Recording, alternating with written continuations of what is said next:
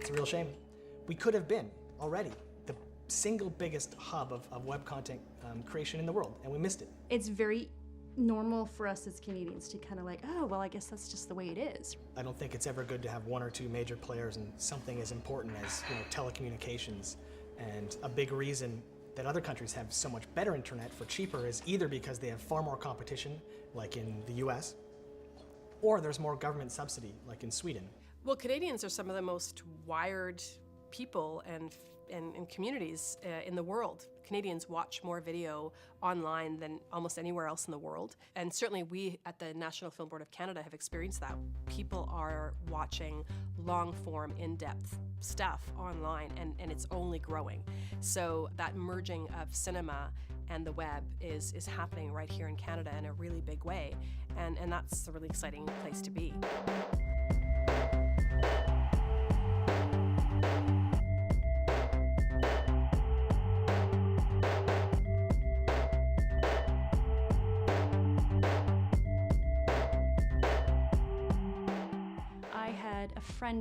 A mutual friend in Sweden who gave me a link one day.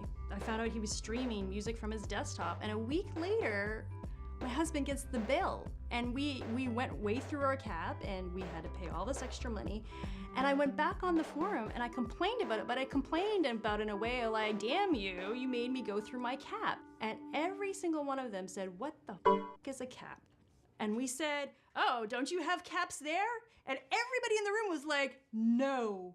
The rest of the world does not have caps. We do not have throttling. We do not have any of these problems. No! Man, games used to be hard.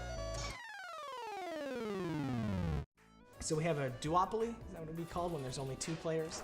And obviously they don't want to give up that position. They don't want to see the market come flooded with competitors. They know that they're making a lot of money off of Canadians right now. I wonder what the average Canadian gives to those telecom companies every year. It's amazing.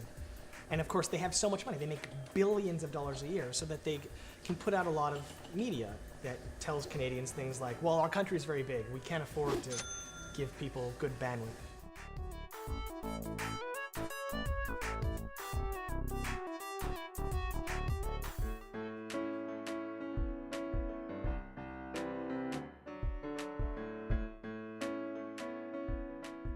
Yet, Korea is investing billions of dollars to improve their infrastructure, which is already 100 times better than ours. And when you look at the population distribution of Canada and see that we're actually horizontally aligned along the bottom for the most part, and you actually look at it, it's not true, right? It's just part of a propaganda engine to keep their power place in Canadian telecommunications. I was teaching ESL in Korea through Skype. And some of my students thought I lived in a third world country because my internet was so bad and I was paying for the second highest.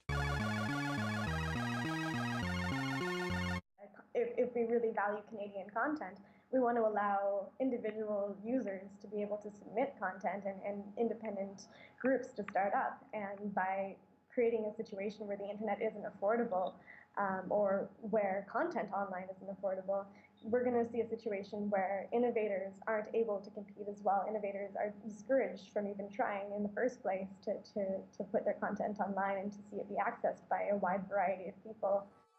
The birth of the internet and the heart of the internet are about openness. I mean, that's how the internet was created and the web was created. And so, yes, that is absolutely an essential part of, and it's one of the biggest debates and fights of our lifetime in a way.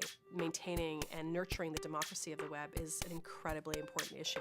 And that's why we've worked with partners like Mozilla Foundation, who are at the forefront of defending the open and free web that is created and maintained by us all. We're not just consumers of the web, but where we remain and are active citizens of the web.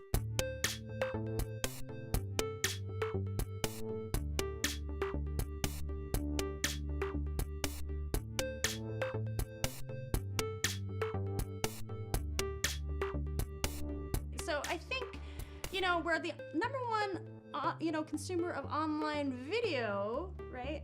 I think we do our whole nation a disservice when we talk to people around the world and they start to think our internet as this antiquated system. And I know there's a lot to be said about, the territory of Canada is very large and, the bridge that they have to build and all that. But I think, we also know that's a lot of political smoke. Well, the United Nations just this year, or maybe within the last 18 months, has declared access to the internet as a basic human right. So I think that's a very important step, and certainly I think to be an engaged citizen of the city increasingly, you need connectivity. I think that cheaper and stronger internet in Canada should be a big priority. If we want to be seen as competitive, we need to be competitive.